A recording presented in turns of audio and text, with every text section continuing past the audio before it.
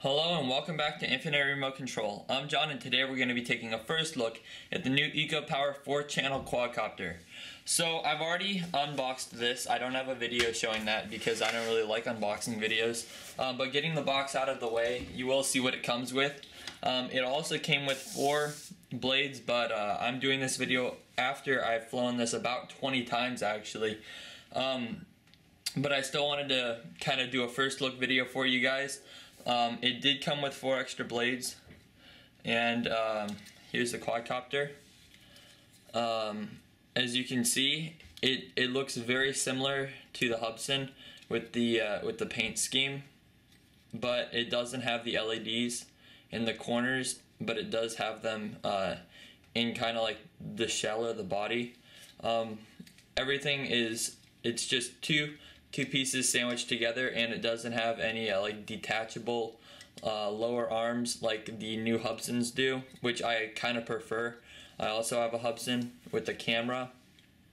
It also has, come on focus, these nice motor protectors, and as you can see, the propellers are now all the way down on the motor shaft compared to where they were sticking up before, and they could pop out the back of the motor.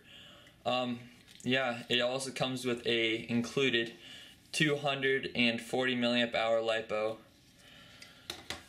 With that LiPo, you charge it with this included charger that you plug into any USB port, whether that's your cell phone charger, power supply, or if it's just into your computer. Come on. And it should take 30 to 40 minutes depending on how discharged your LiPo is. Let's get that out of the way. It also comes with a fairly brief manual that does a good job explaining everything. It just is a little bit short and brief. In this video, I'm going to go ahead and show you how to get this thing up and flying. So, here you have your radio, and I'm going to quickly go over what this is. This is going to be your on and off switch. If you're wondering what this is for, that's just to hook on kind of like a lanyard or a necklace, and it just helps support it. You don't need it at all. This is a fairly light radio. This is going to be your elevator. This is going to be your rudder or yaw. And then this is going to be forwards, backwards, and then that's going to be tilting to the right and tilting to the left. There's no reversing on this, and it automatically binds to your quadcopter when you turn it on. This is going to be your turning button for flips, so you're going to press down and go one way, press down and go the other. Whichever way you want to flip. Say I want to flip forward, I press down, go forward, and then release all the sticks, and the gyro automatically catches it. This is going to be your speed button, and with when you press it and you hear 2 blinks, that's going to, or 2 beeps, that's going to be medium mode. 3 beeps is going to be high mode, and 1 beep is default. It's what your radio is always going to be set up on, and that's low. So whenever you turn it on, I'm automatically in 1. If I leave it on 3, I turn it off, and I turn it back on, I'm automatically on 1, as you can hear. These are going to be your trimming buttons, which I'll show you how to do in a second. And let's get started. So this quadcopter is a little bit different than, say, the Hubsans and the Traxxas ones, where you always have to calibrate the gyros, it seems, on every time you turn it on. So I'm just going to plug this in, put it down onto a level surface. As you can see, the LEDs are blinking. Now I'm going to turn this on, go full elevator, and then go back down. And by doing that, this light is going to stop blinking, and these lights are going to stop blinking.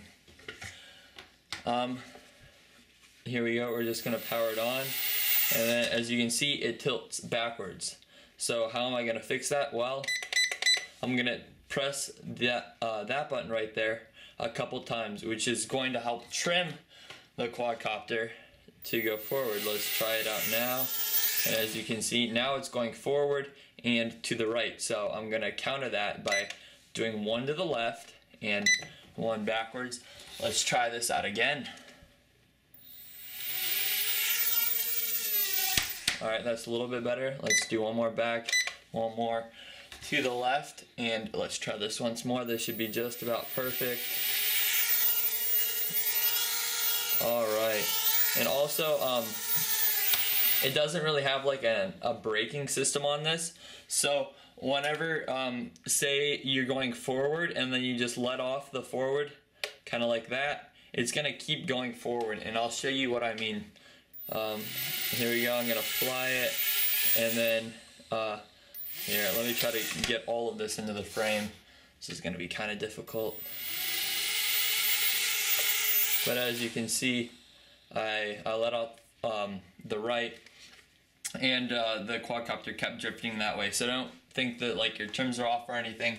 That's just because the quadcopter is drifting. Another neat feature about this is, again, the flip. So I'm just gonna power on my blades just the slightest bit, as you can see, and let's go ahead and move the quadcopter over there.